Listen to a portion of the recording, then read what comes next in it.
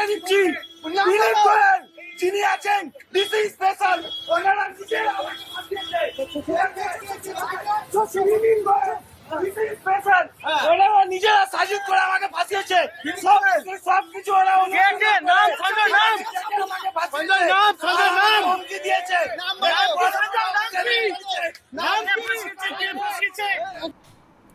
बंगाल का बहुचर्चित RG Kar medical college का वो केस जिसमें एक मेडिकल की छात्रा के साथ क्या कुछ किया था, वो जो डॉक्टर की पढ़ाई कर रही थी, कितनी बर्बरता उसके साथ की गई थी, मुझे लगता है मुझे वो रिपीट करने की जरूरत नहीं है क्योंकि वो हम सबके जहन में रचा बसा हुआ मामला है।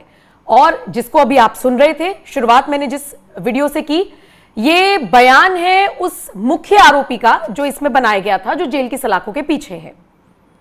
ये विनीत गोयल का नाम ले रहा है। विनीत गोयल कौन? पूर्व कमिश्नर, और उनके ऊपर आरोप लगा रहा है कि मुझे फोर्स किया गया। और मुझे याद है मैं और मेरे वरिष्ठ सहयोगी पंकज प्रसून ने बाकायदा एक इंटरव्यू में, हम दोनों ही वो पॉडकास्ट कर रहे थे, और उसमें हमने डिटेल में इस बात को लेकर जिक्र किया था। पंकज जी, मुझे तो फिर से वो बात याद आ रही जिसमें आपने कहा था कि एक आदमी सिंगल गार्ड की नौकरी कर रहा है, वो इतना ज्यादा पागल है, इतना ज्यादा मेंटली वो ये कह लीजिए अनस्टेबल है कि वो 2 जगह जाता है, वहां से अपनी वासना मिटाने के बाद उस लड़की के कमरे में आ रहा है, फिर उसके साथ बर्बरता कर रहा है। टांगे पूरी तरीके से लड़की की तोड़ दी गई थी, आंख फोड़ दी गई थी। अकेला आदमी कैसे कर सकता है? ये सवाल आपने उस वक्त भी उठाया था। और जैसे जैसे जांच आगे बढ़ रही है, लोग इसकी तह तक पहुंच रहे हैं, हर कोई यही सोच रहा है, एक आदमी इतनी बर्बरता कैसे कर सकता है? चलिए, जब तक तृणमूल कांग्रेस की सरकार थी, यह भी चुप रहा, इसे मुख्य आरोपी बनाकर जेल की सलाखों के पीछे डाल दिया। आज ये भी बोल रहा है कि कमिश्नर के कहने पर मुझ पर दबाव बनाया गया। आज इसी को समझने की कोशिश करेंगे, इसके बयान को डिकोड कीजिए क्योंकि बहुत जरूरी है। ये संजय राय वही गार्ड है जिसपे आरोप लगाया गया था कि इसने अकेले ने रेप किया है और इसको जो जेल भेजा गया था, इसको मुख्य आरोपी बनाया गया और बाकी सबको बरी कर दिया गया। इस पूरे मामले में इस गार्ड के अलावा किसी को सजा नहीं हुई थी और वो चिल्ला चिल्लाकर कह रहा है कि विनीत गोयल ने पूरी साजिश रची और उसने मुझे फंसाया है और पूरा कारनामा विनीत गोयल का है। अब ये विनीत गोयल कौन है? ये उस वक्त कोलकाता के पुलिस कमिश्नर थे और उनके बारे में बोला। मैंने उस वक्त एक बात कही थी कि ये आदमी को कलकत्ता पुलिस कहती है कि मेंटली अनस्टेबल है। मेंटली अनस्टेबल है तो इसका बैकग्राउंड में चेक करा था। पहले ये यही अस्पताल में काम करता था, तो क्या मेंटली अनस्टेबल को अपने अस्पताल में काम दिलवाया था? उसके बाद इस पे पत्नी से के साथ मारपीट, 2 पत्नियां थी, पहली पत्नी को छोड़ दिया, दूसरे के साथ मारपीट का आरोप था, केस मुकदमा सब चला और ऐसे आदमी को सिविल पुलिस में ले लिया ममता बनर्जी की सरकार ने, इसको पुलिस बना दिया। और फिर पुलिस ऐसा बनाया कि सिविल को वहां पे अधिकार नहीं है अपनी गाड़ी पे पुलिस लिखकर घूमना, ये घूमता था। और ये पुलिस विभाग के सिपाही से लेकर इंस्पेक्टर से लेकर एसपी तक के कांटेक्ट में रेगुलर रहता था।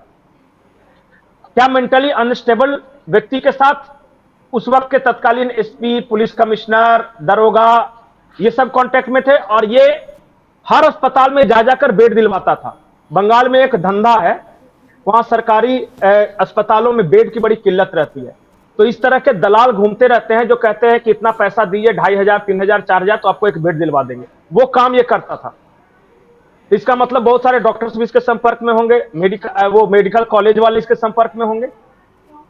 एक मेंटली अनस्टेबल व्यक्ति डॉक्टरों के भी संपर्क में है, पुलिस के भी बड़े अधिकारियों के संपर्क में है, उसको सरकारी नौकरी भी मिल जाती है, वो अस्पताल में पहले काम भी कर चुका है। ये सब इस आदमी ने किया। चलिए मान लिया विनीत गोयल ने उस वक्त जो प्रेस कॉन्फ्रेंस करके कहा था कि मेंटली अनस्टेबल है, मान लिया मेंटली अनस्टेबल है, लेकिन विनीत गोयल ये बताए कि जहां पे रेप हुआ था उस बिल्डिंग में जब तोड़फोड़ करने 7000 लोग आए तो इनकी पुलिस ने उन्हें रोका क्यों नहीं? बिल्कुल बिल्कुल, रेनोवेशन का नाम दे दिया गया उसे। इतनी बर्बरता हुई वहां पर किसी के साथ। रिनोवेशन तो अगले दिन से क्या हुआ कि जहां पे वो हुआ था ना, जैसे कि ग्राउंड फ्लोर है, फर्स्ट फ्लोर है, सेकंड फ्लोर है, थर्ड फ्लोर है। फर्स्ट फ्लोर छोड़ के वो जो दंगाई थे वो गए उस जगह पे जहां पे पूरा तोड़फोड़ करने। आपको लगता है इस गार्ड की इतनी औकात है कि 7000 लोगों को जमा करके वो सारे सबूत मिटाएगा? मतलब ही नहीं।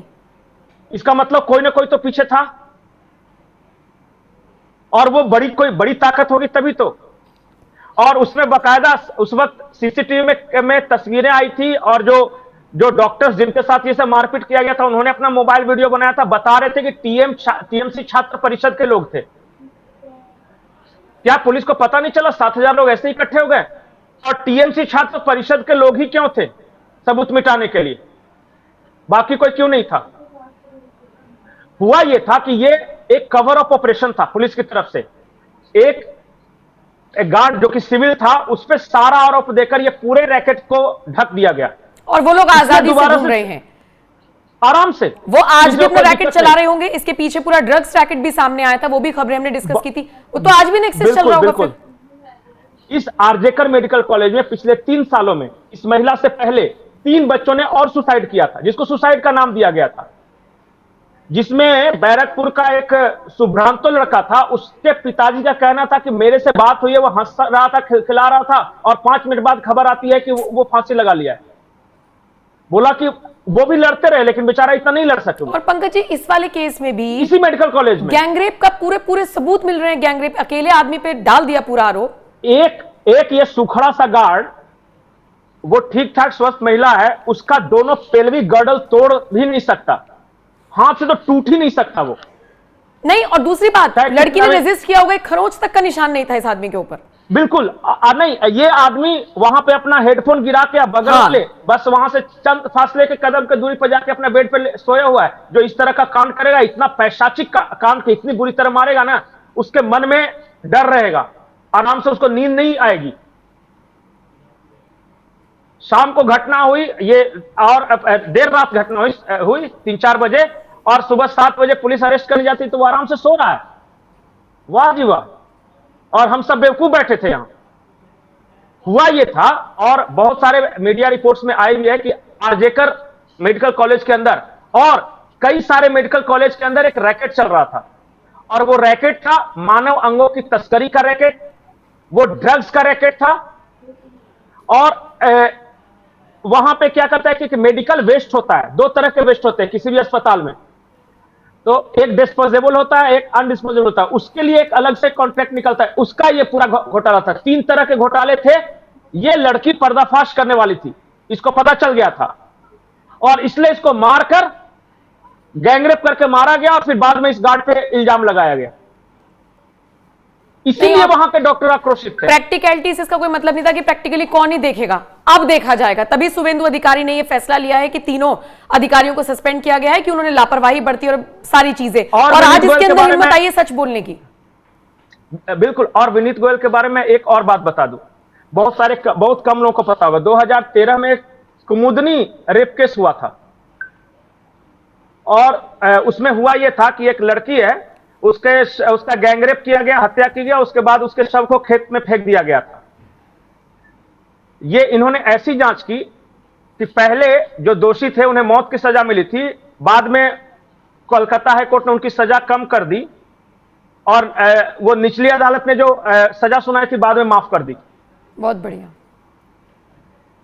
उस बार भी ये आरोप लगा था, और ये ममता बनर्जी के बहुत करीबी थे, और ये हर कोई जानता है ममता बनर्जी के करीबी थे विनीत गोयल। ठीक है। और ये इनकी टीम अभिषेक गुप्ता और इंद्राणी मुखर्जी, 2 और इनके सबऑर्डिनेट से, वो भी आईपीएस थे, ये सबका अपना काम कर रहा था पूरा गैंग। आम जनता बोले तो क्या बोले।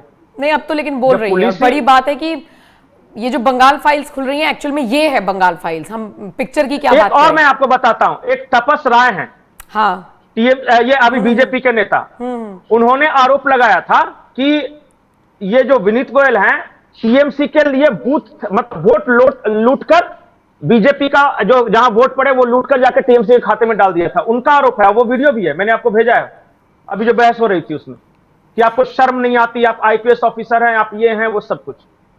ठीक है। तो ऐसे भी अधिकारी थे बंगाल में, और हैं भी। तो सबसे पहले तो इनके सफाई अभियान होना चाहिए। बिल्कुल बिल्कुल। ठीक है। जिस तरीके से अब ये जो पुराने मामले खुल रहे हैं, ये खुलने चाहिए, सच्चाई सामने आनी चाहिए, और अगर एक बार भी कड़ी सजा हो गई जो भी इस पूरे मामले में फंसे हुए लोग हैं, तो आने वाले जो घटनाक्रम होंगे उनके ऊपर अपने आप रोक लग जाएगी। और फिर जब हम कह रहे हैं कि योगी मॉडल, यूपी मॉडल लागू होना चाहिए, तो फिर क्यों कहा जा रहा है? आप समझ सकते हैं कितनी विनीत, ज्यादा बर्बरता की जाती है। 2013 के कामुदनी रेप केस के बाद विनीत गोयल को वीरता पुरस्कार दिया था ममता बनर्जी ने। चलिए ठीक है पंकज जी, दर्शकों के हवाले छोड़कर जा रही हूं इस वीडियो को। क्या राय है आपकी, कमेंट सेक्शन में जरूर बताइएगा और बाकी खबरों के लिए एनएमएफ न्यूज देखते रहिए।